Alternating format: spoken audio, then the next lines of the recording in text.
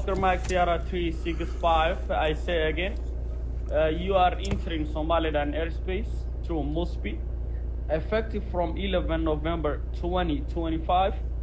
Overflight or entry without a period authorization is not permitted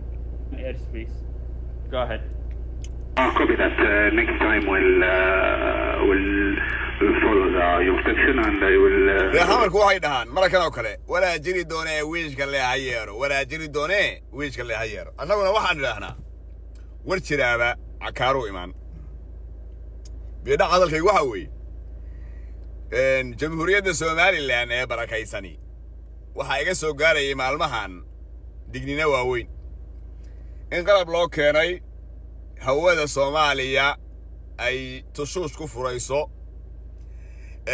gacanta Xasan Wabiirna ay kaga saarayso dhamaanba diyaaradaha hawada mara hadii aan loo hoggaansamin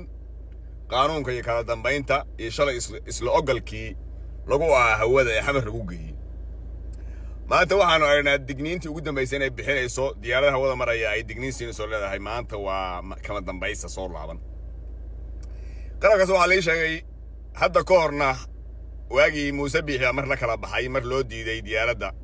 باش محوها إثيوبيا لودي دي هول ومرة كلا بحي صد المليون دور ما نقوله الخسارة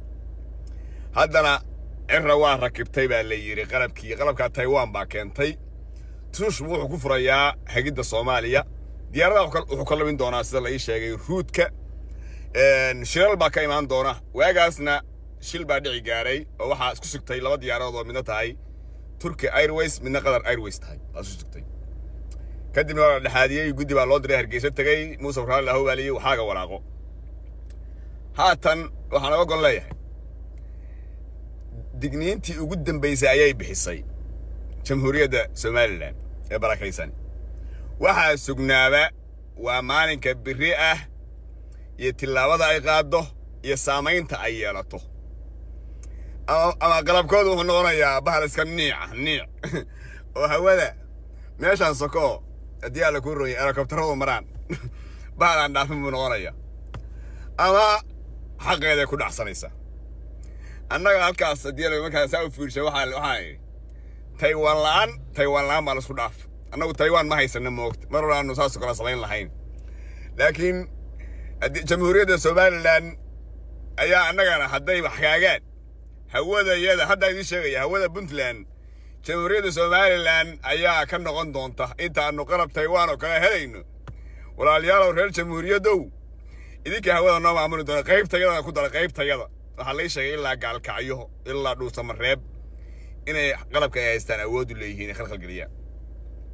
war hadda waxaan leeyahay hadda jamhuuriyadda la sii hadlaya war jamhuuriyaday adaa guulaysataan naga war haya annagu Taiwan ma haysanne oo baasha noo fikfaaxiya oo annaga saamiga iyaga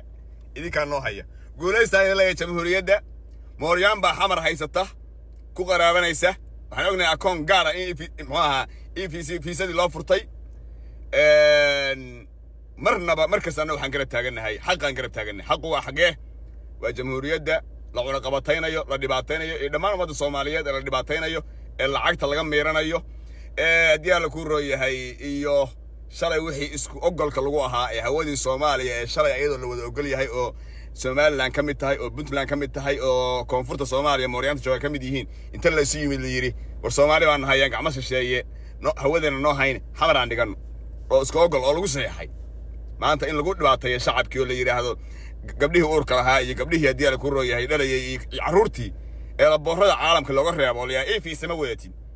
taasi waxa weey ayaan daraweyn weey tilaabo kasto lagu soo celinayo burburna aad deertay dhulka Soomaaliya dhulka ka bireysdeertay tilaabo kasto lagu soo celinayo in loo maro xaq bay u leeyihiin waan ku garab taaganahay reer Somaliland guulaystaan in leeyahay bal birbaan sugnaa hadii qalabkaasi qalab waa weyn oo noqdo wax difaaca war annaga nagu dara difaaca نعم شيدان كيان إذا كان تايوان هايستان أو تايوان ما هايستان إلهي تايوان هالنسي قولي سان لا تشاو